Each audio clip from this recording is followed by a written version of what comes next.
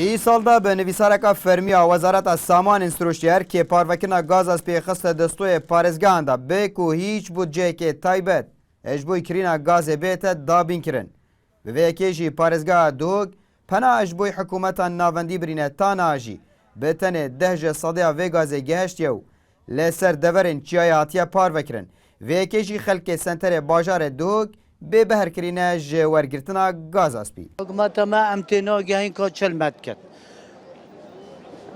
خلک گندا داره تین گاز دایه. امیل دوه که گاز نادن ما ایال مال برس روسان موی. اره والله. ما امچه. والله دا گازی ما حکومت گاز بدت وی خلک فقیر جارا وظیفستان و ایالوان ده سربت. یعنی کلی تشتکی وگوی دنه اوارا حتی گازه بلاش دنه خانه دنه اویدی دنه و شول جی سرم ارزان کرد شول جی بومن نهیلا ام چنا شولی چند بیت ام مستفیدن بس ام نه ام کریب داین گازه بکرین محلا دکتورا حقی اوفیب دای حقی کربو والدی دای حقی کربو عام دای یعنی عالم بهدلی راستی تفید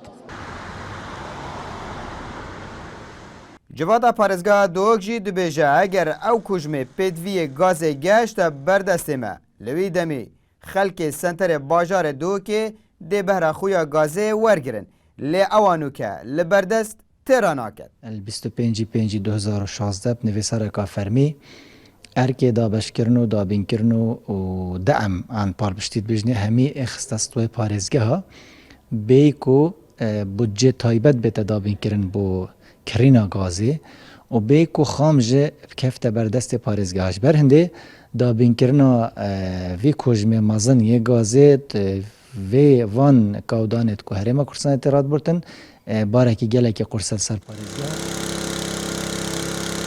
پارزگاه دوگ پیدوی به 21 میلیون دلار هنه اجبوی به دست خستنا 6 میلیون لیترین گازه اجبوی یک پلیت به بوهای 45,000 دیناران لیتانها نیزی نوچه صدیا گاز اسپی نگهشه بردست پارزگاه دوگ اگر روش به وی آوایشی به دورنین خلق به بهر ببن جوارگرتنا گاز اسپی به تایبت جی خلق سنتر باجار دوگه عبدالصمد ریکانی NRT دوگ